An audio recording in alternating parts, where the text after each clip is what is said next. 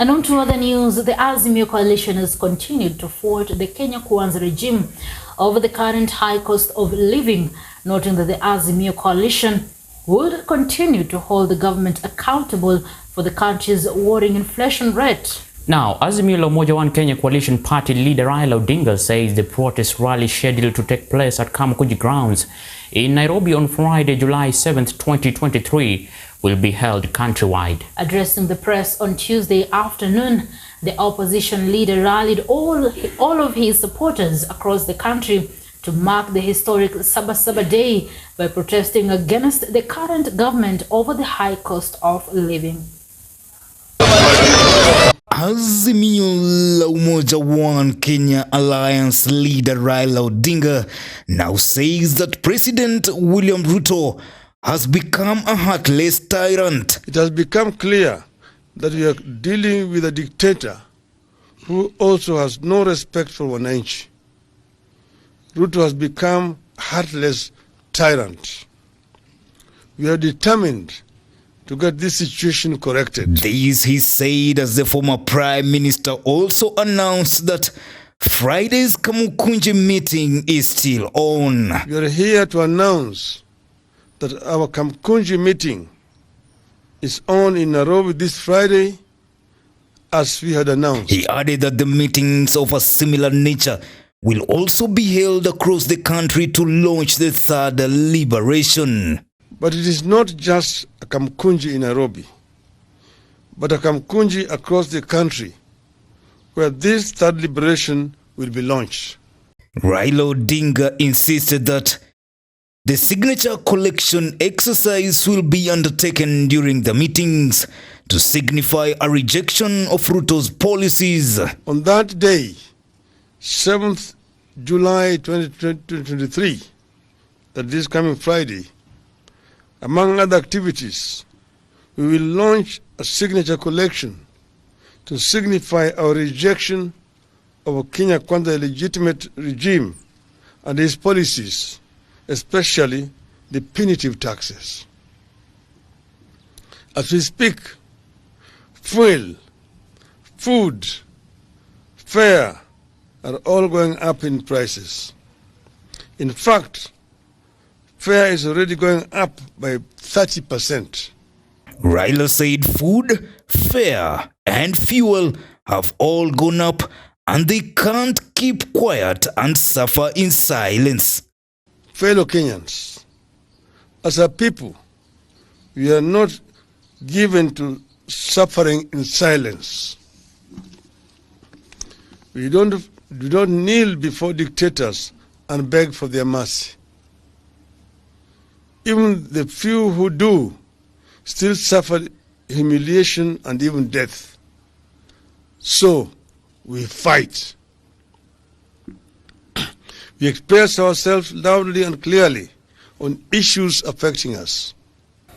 And also, speaking about the Raila-led Kamukunji rally slated for Tuesday, Herman Manyora, a political pundit, said that neither President Ruto nor Raila Odinga should focus on who is right or wrong. I would not want to say Azimio is bad or Raila Odinga is bad. I won't blame them. At a time like this, like the president said during that Sunday, when he extended a hand to Raila Odinga, a time like this, quoting Winston Churchill, it never pays to find out who is wrong and who is right. It bears no fruits to look for blame. But I want to say one thing. God may soon get tired with us, tired of us, and say, mtoto akililia wembe mpe. However, he said the two should find a better way of listening to each other. Katiba yetu tumeshapanga na mwelekeo yetu itapeanwa kesho, na tumesema wananchi wote tunawakaribisha kutoka saa 3 asubuhi tutakuwa tumefika sehemu hii. So tomorrow we are here to start the fourth liberation, na hii liberation tutaianzia katika article 1. Tumekuja ku-inspect ground na tunawaambia ya kwamba kesho the only traffic we need is the traffic of the people.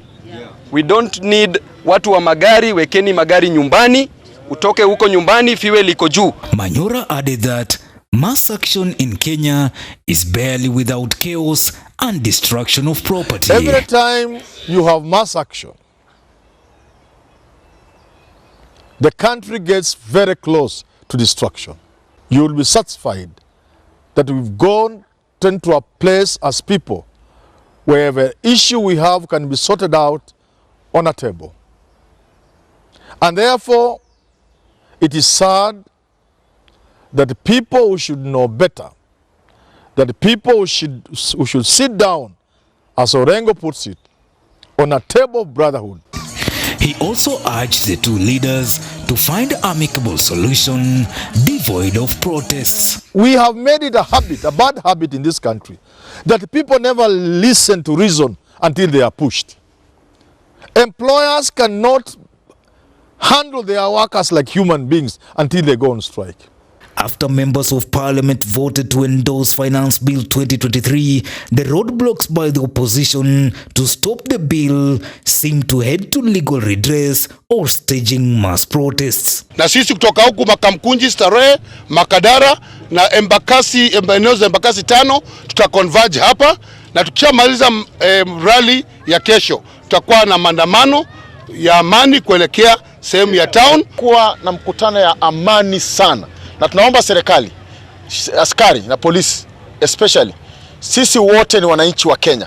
Hatuna Kenya ingine. Mtupatie amani na sisi tutawapatia amani. Azimio la Umoja claimed that the Finance Bill 2023, which is now a law, will lead to hyperinflation as food prices will skyrocket, hence the need to oppose it vehemently.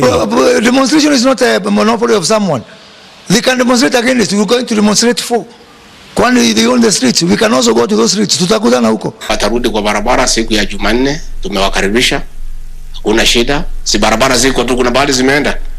Kuna bahali zimeenda. Bora tu wasiharibu mali ya Mkenya. Hiyo tu. Hiyo no go zone. Tuache tabia ya kufikiria kuna Samson kwa sababu hatukupata, tuvunje nyumba, tuharibu uchumi, tufanye maandamano kwa sababu hatukupata. Hiyo ni hadithi ya Samson.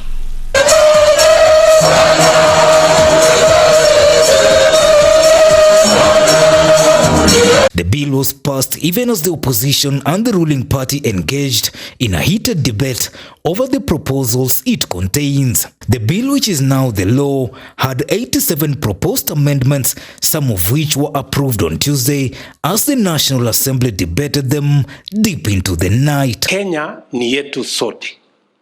Tupange vizuri. Tukosoe kwa mpango, sio kwa kuharibu. Tufanye hiyo because we want to run a better country. Kuja mpige kelele, kifika jioni, muende pumzike, mujiangalie kwa TV jioni, kwa sababu hiyo watu ya TV hiyo wataonesha. Hiyo wataweka mpaka live, your excellency. Ile ya kuharibu mali ya watu, hiyo wanaweka, wanafuatilia, wametoka hapa, wamefika hapo, sasa imeharibu tia gas ndio hiyo wanaweka. Lakini mambo ya maendeleo wanasema. Key among the proposals passed was the 16% value added tax on fuel, up from 8%.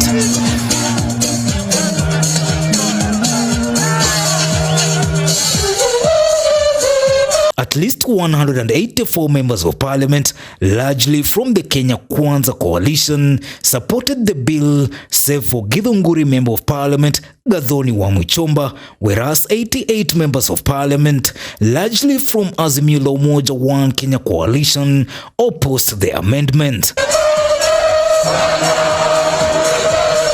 For Maisha Prime, Maisha Television, I'm Bushabi Junior.